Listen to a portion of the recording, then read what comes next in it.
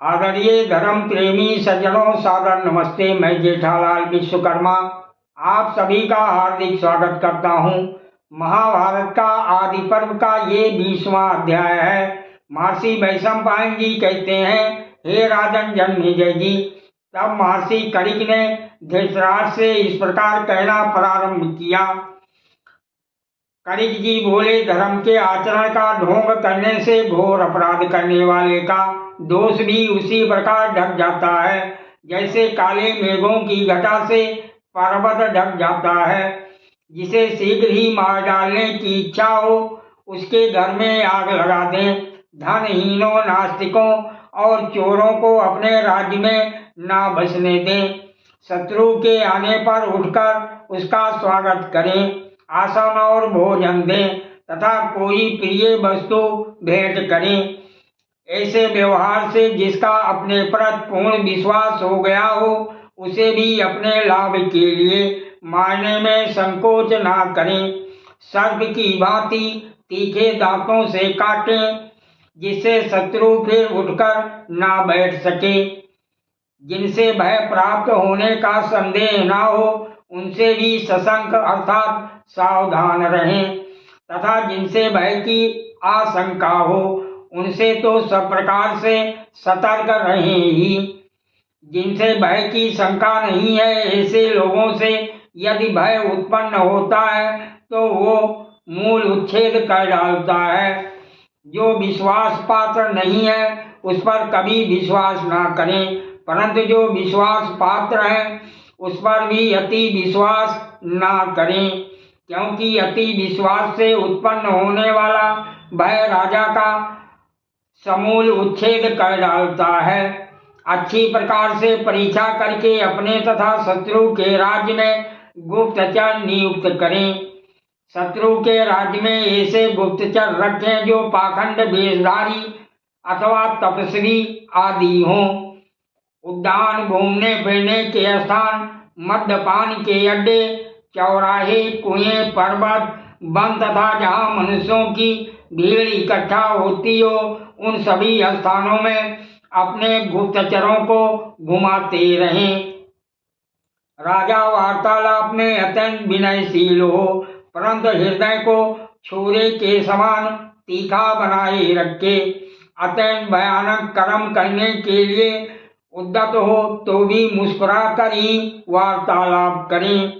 अवसर देखकर हाथ जोड़ना, शपथ खाना, आश्वासन देना, पैरों पर मस्तक रखकर प्रणाम करना और आशा बनाना, ये सब ईश्वर प्राप्ति के इच्छुक राजा के कर्तव्य हैं।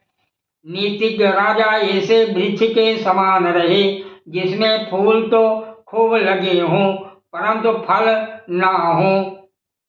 वो बातों से लोगों को फल की आशा दिलाए, परंतु इसकी पूर्ति ना करे।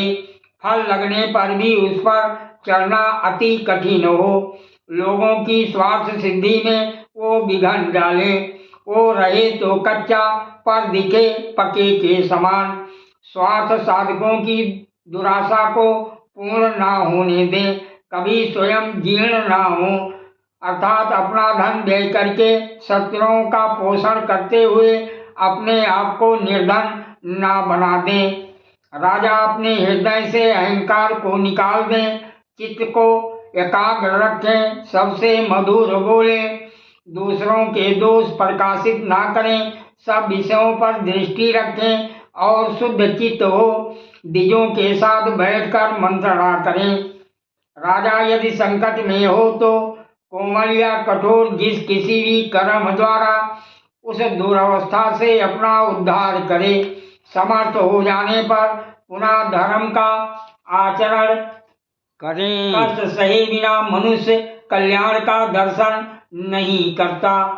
प्राण संकट में पड़कर भी यदि वो जीवित रह जाता है तो अपना कल्याण भला देखता है।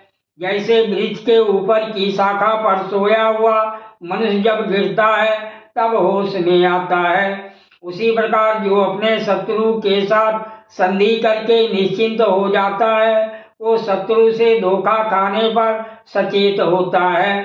राजा मछली मारों की भांति दूसरों के मरम विदीर्ण किए बिना, अत्यंत क्रूर कर्म किए बिना और बहुतों के प्राण लिए बिना बड़ी भारी संपत्ति नहीं प्राप्त कर पाता।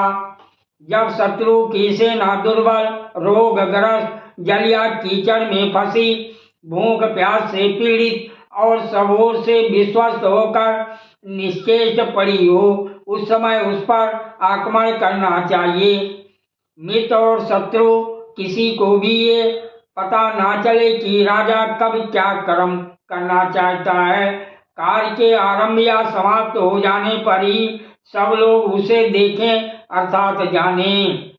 जब तक अपने ऊपर भय आया ना हो तब तक डरे हुए की भांति उसे टालने का प्रयत्न करना चाहिए, परंतु जब भय को सामने उपस्थित देखें तब निडर होकर शत्रु पर प्रहार करना चाहिए। जो मनुष्य दंड के द्वारा वश में किए हुए शत्रु पर दया करता है वो मृत्यु को ही अपनाता है। ठीक वैसे ही जैसे खच्चरी गर्भ के रूप में अपनी मृत्यु को ही उदर में धारण करती है। जो कार्य भविष्य में करना हो उस पर बुद्धि पूर्वक विचारें और सम्यक विचार तद अनुकूल व्यवस्था करें। इसी प्रकार जो कार्य सामने उपस्थित हो उसे भी बुद्धि से विचार कर ही करें। बुद्धि से निश्चय किए बिना किसी भी कार्य या प्रयोजन का परित्याग न करें। यदि किसी को किसी बात की आशा दें तो उसे शीघ्र पूरी न करके दीर्घ काल तक लटकाए रखें। जब उसे पूर्ण करने का समय आए तब उसमें कोई विघ्न डाल दें और इस प्रकार समय की अवधि को बढ़ा दें। उस विघ्न के पड़ने में कोई कारण बता दें तथा उस कारण को युक्तियों से सिद्ध कर दें। छोटे शत्रु की भी उपेक्षा कर दी जाए तो ताड़ के वृक्ष की भांति जड़ जमा लेता है तथा घने वन में छोड़ी हुई अग्नि की भांति शीघ्र ही महान विनाशकारी बन जाता है। हे राजन, आपके भतीजे पांडव बहुत बलवान हैं, अतः आप ऐसी नीति काम में लाइए जिससे आगे चलकर आपको पछताना ना पड़े। महर्षि वैशंपायन जी कहते हैं, हे राजन, ऐसा कहकर महर्षि करिक अपने घर को चले गए। इधर कुरुवंशी धृतराष्ट्र शोक से व्याकुल हो गए। सादर प्रणाम। जय श्री कृष्ण।